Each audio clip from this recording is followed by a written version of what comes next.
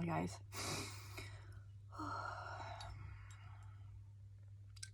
I have this mug, and if you look inside it, when I drink, this is the view that I get, this carrot. And I want to speak about when you are given carrots in life, you're given something ahead of you that speaks of all that you want and all that you desire, and it calls you from your depths that is what you want. And once you've seen it, you can't unsee it, right? And going back to the past to lay the foundation of this story,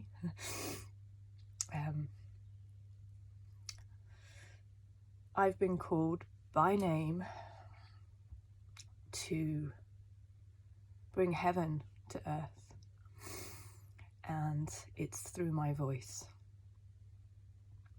My voice speaks on behalf of the Holy of Holies. And in this place where I go, where I'm operating from more than ever, I'm in heaven, and the voice of God becomes my voice. It merges. The breath of God escapes from my lips when I'm in this place, and it's mingling with me at the 3-strand cord. I want to speak about my name. I'm called Rebecca. When on my birth certificate, my name is spelled CCA. And I reached a point in my life where I just felt, I'd written a poem that became famous, and I wanted a pen name. And I also felt like that's not my name. My name isn't written CCA, it's written KAH. And I changed it, and that's how everybody knows me. That's a new name. And I also felt it was to do with my calling, but I didn't understand it. Last night, I was in the fire in the way that I've never been in the fire before, and this booming voice of God was coming out, and I was realizing every time God called someone in the Bible, they met a fire, they met the all-consuming fire. They wrestled with angels and they were changed. Abraham became Abraham, Sarai became Sarah. And I was saying, what is the H? I was saying to him, what is the H? What does it represent? The H, it represents the breath. It's the sound of God. In my songs, I've been going, it's the breath of God in my voice. The breath of God is mingling with me to bring heaven to earth. And yeah, it's been, I'm going to be honest, it's been a wrestle. It's been a wrestle, because I know that I am changed, and I am changed, and I cannot be put back the way I was. I cannot return to the old Rebecca. This is it. This is the precipice. This is the faith of jumping off that mountain. And I've said yes. And I want to speak of fear and faith, because it's all making sense to me now. Since I've been going through this transition, it's like there's physical manifestations too. So I've been approaching salad bags and opening them, being like, I don't want to eat that. Or I went to eat some blueberries and I stopped before it went to my mouth. And I was like, I need to wash this. Like, everything is reflecting. Let me make my point. My body is recognizing artificial colors, artificial toxins. I've literally been sick today. I've been purging. My body is saying, no, that's artificial. That's organic. In my spiritual life, I'm in this spiritual soup, this community, but I'm seeing that's artificial, that's organic, that is truth, that is not truth. That person is saying something with their mouth, but that's not the energy. I am seeing truth and light, and I am seeing where things do not match up, and I'm keeping away, very tucked away in this place of purity. And that's not judgment, it's observation. Because what I'm observing is we will all return to love. We will all return to this space. However, we're all on our own journeys, and in order for us as individuals to accept the call into holiness, holiness attracts holiness. We have to be around the frequency, and then you can walk amongst and speak of the holiness, speak of the truth, speak of the light, speak of the land of the milk and honey. And people will see the light in you. People will feel the holiness. People will feel the conviction in their hearts that something has to change. And I'm realizing that everything has a counterfeit, right? Everything has a counterfeit. And there is a counterfeit energy in this world that keeps us from the organic source. There is a counterfeit spirit. There is a counterfeit mentality. There is a counterfeit energy. There is a counterfeit religion and relationship, organic, artificial, truth and lies. And I'm realizing I've been lied to. And this is why I'm pulling out these silver threads. I'm feeling like this deliverance. I'm purging the lies that tell you you have to work really hard to be abundant, that you have to sacrifice yourself to receive love, that you I don't know, there's just so many lies that I'm realizing. No, that we have to seek heaven. It's out there, it's unapproachable. No, it's right here. It's right here amongst the darkness. It's in the darkness.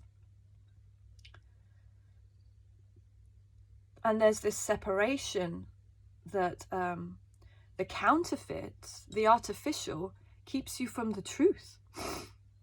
Because it makes you, if you've tasted the artificial, you think, so you tasted a piece of lettuce that's covered in, I don't know, pesticides, and you're like, ugh, I don't want to ever eat lettuce again. Not I don't want to ever eat the artificial shit that's put on the lettuce that made it taste so disgusting. You throw the baby out with the bathwater. So people say, don't talk to me about God. I've had a terrible experience with God. No, you haven't. You've been like me. You've had a terrible experience of religion that is full of fear and lies. It's not God. It's not pure. It's not organic. And I ran away from the church. I hate religion. I want to spit it out my mouth. Because it's not God. It's not the God that I know. And I wrestled for years. I went looking for the truth. I know God. I know this bliss. I know heaven. I know the touch and the taste of the intimacy of being one with God and having that breath, that experience. I know it. But where is it? Because it's not in church. That's artificial. That's not right. That's not it. That's not it. But I had to find it. Where was it? In me. It's in me. It's in you. But we're scared because there is an enemy. There is a counterfeit. There is a lie that keeps you from the truth, because you say, I've tasted that. No, thank you. Spit it out. And you're, no. You didn't. You haven't tasted. You haven't tasted. If you taste the truth, you want it. You want it. Once you've seen, you can't unsee. You need more. You want to be more in that place, which is what I've been walking through this fire. But it's a wrestle, because You're moving away from everything that's artificial and doesn't fit in this space, because it's not the things of God.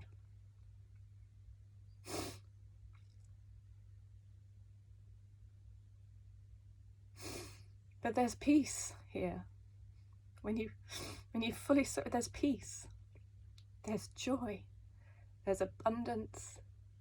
It's dripping with gold. I've become alive.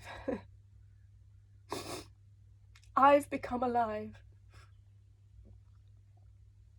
And I know I'm being transformed into the original image of who I am. And that's through the breath. God breathes life.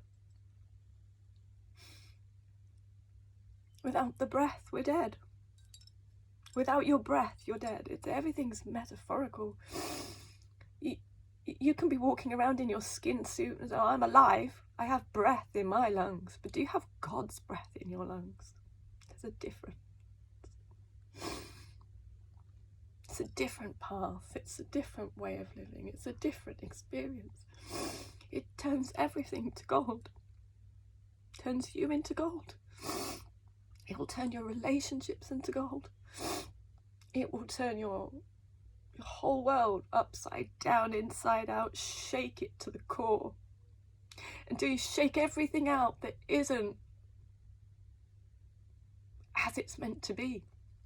I'm shaking off all these lies. I'm shaking off all these restrictions. I'm cutting myself loose. I'm going to cut myself loose. I'm cutting myself loose. And there's a part of me that has feared letting this, because there's a power in me that's God. I've been afraid of. How am I going to look? How am I going to sound? Doesn't matter. Because those with ears to hear will hear what I'm saying. And those that don't, never mind. Your time will come. But there's a shift. There's a shift, because I'm in heaven. But I haven't moved. I'm sitting in this bedroom as I always am. Doing my videos. Making my songs. Going about my business. Going about my Father's business. But everything's changed. I'm in a new day. And I'm in a garden. And I'm a flower, and I'm giving off this scent of heaven, and I know people will smell it. People will feel the energy of it. That is different. It's different. That's different. It's holy. It's holy. It's pure. And in order for my whole life, this was prophesied or spoken over me as a child. I had people tell me, Rebecca, you're going to be on the top of a mountain. People are going to be listening to you and you're going to want to get down. But your voice, you're going to sing. There's going to be people are going to hear you sing and hear God. People are going to feel God in the breath that comes out of my mouth.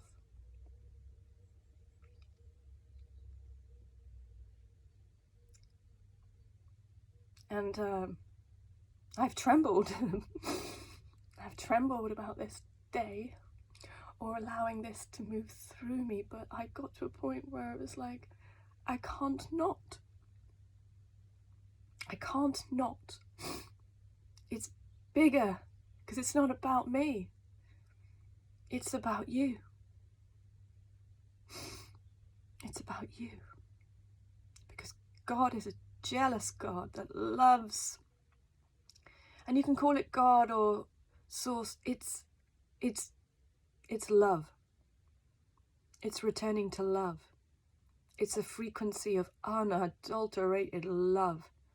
People don't like the word God, and you can't even use it because people switch off. That's what I mean. There's We've had so much artificial associations to what this really is. I have met God. I have seen God face to face. And I looked into his eyes, this huge face in the universe. And all I saw was, I am the apple of his eye. He loves me. I am loved because I am love. He's me, I'm him. I'm in I'm in union with God right now. And in that moment, it took me years to uncover that experience. This was years ago. I was in heaven and I was with this love. And I watched the universe unroll. I watched the creation. It's all love. And then I was in church and I was going, we've got him wrong. Why are you talking about this wrathful? No, he's jealous. He wants you to come back and remember that you're loved. Because love fragments everything out of your life that doesn't serve you or doesn't keep you in a space of wholeness. I'm returning to wholeness. I have returned to whole. I'm whole.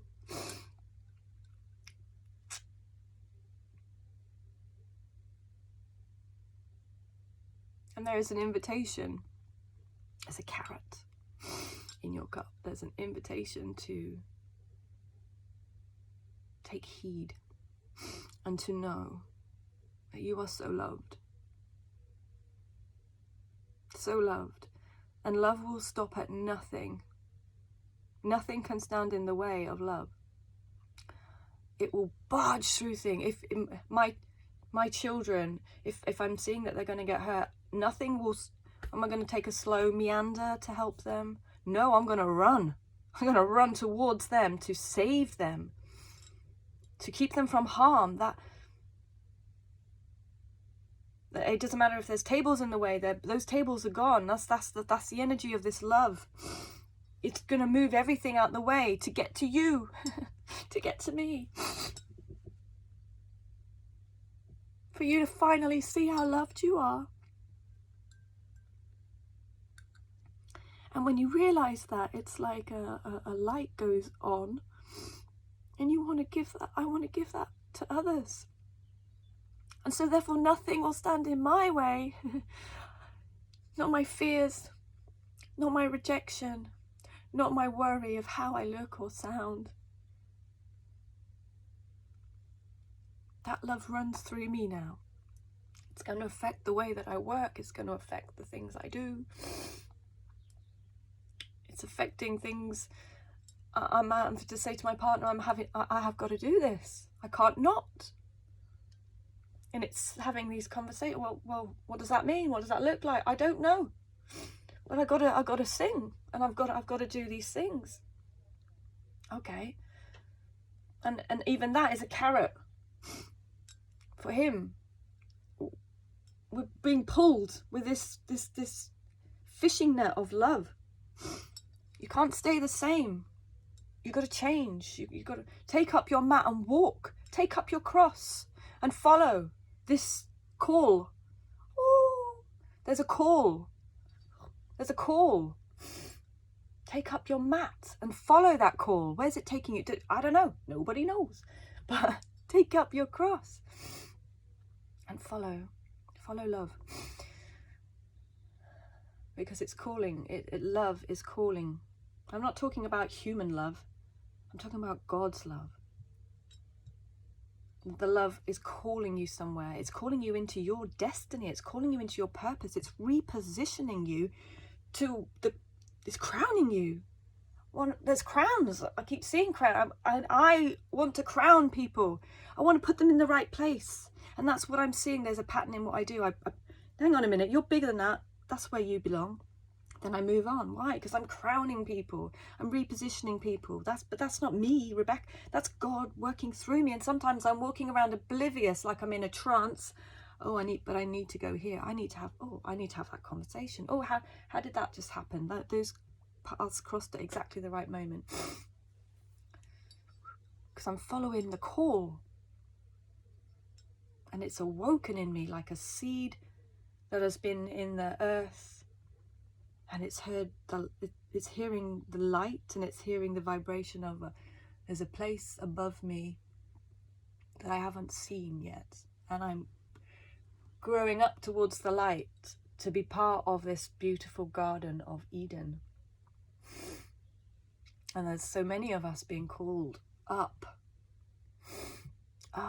higher, higher, higher, higher, higher. Heed the call.